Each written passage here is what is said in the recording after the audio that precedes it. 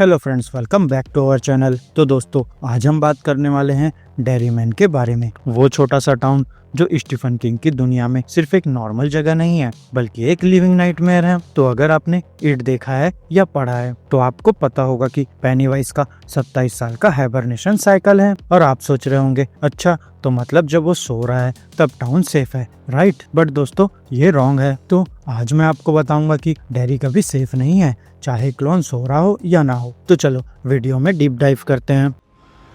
I'm going to sleep.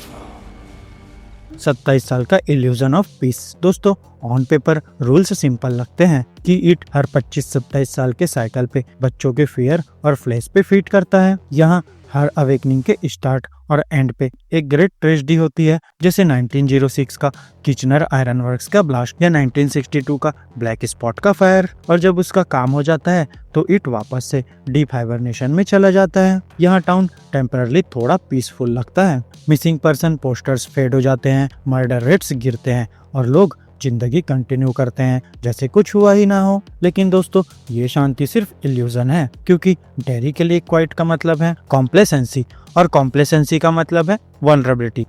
Passive evil, penny-wise का छुपा हुआ हॉरर। अब दोस्तों, सबसे स्कैरी चीज ये है कि इट सिर्फ क्लॉन नहीं है जो सीवर में रहता है, बल्कि वो डेयरी खुद ही है। इवन जब वो सो रहा होता है, उसका प्रेजेंस एक मियाज़मा की तरह टाउन पे छा जाता है। Adult apathy. दोस्तों, जब इट हाइबरनेशन में होता है, एडल्ट्स का दिमाग समहाउ ड्रग्ड लगता है। वो इग्नोर करते हैं अगर किसी बच्चे पे एब्यूज हो रहा हो, वो देखते हैं पर इंटरवीन नहीं करते। Wilful forgetfulness. अब दोस्तों, टाउन के लोग पुराने हॉरर्स भूल जाते हैं, पिछले किलिंग्स या डिसअपीयरेंसेस के बारे में कोई याद नहीं रखता। और इट ये श्योर करता है कि कोई भी रियल डिफेंस प्लान ना बना सके। मतलब दोस्तों, यहाँ हाइबरनेशन के टाइम पे भी डेयरी एक डेंजरस प्लेस है।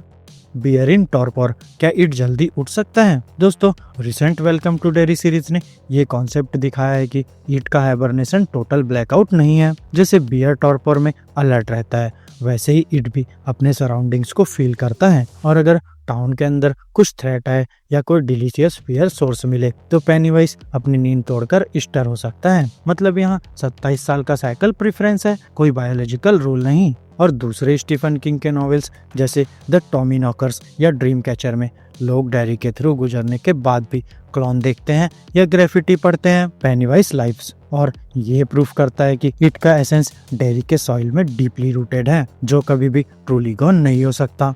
आउटसाइडर्स के लिए डेयरी ज्यादा डेंजरस। अब दोस्तों, अगर आप टूरिस्ट हो और डेयरी विजिट कर रहे हो हाइबरनेशन ईयर में, तो शायद आपको लगेगा कि टाउन परफेक्टली नॉर्मल है, क्लीन स्ट्रीट्स, लश बैरेंस, सब कुछ। लेकिन यहाँ एक वियर्ड अनएक्सप्लेन्ड ड्रेड भी फील होता है। यहाँ आउटसाइडर्स के लिए चीजें और डेंजरस हो जाती है, क्योंकि वो कलेक्टिव एमनेसिया का पार्ट नहीं होते। और फिर यहाँ उनका प्रेजेंस टाउन के साइकिक एनर्जी के साथ फ्रिक्शन क्रिएट करता है। मतलब शायद आपको क्लोन ना मिले, लेकिन रैंडम एक्सीडेंट्स, बार फाइट्स या सीवर में रॉन्ग टर्न का विक्टिम बनने के चांसेस हाई हो जाते हैं।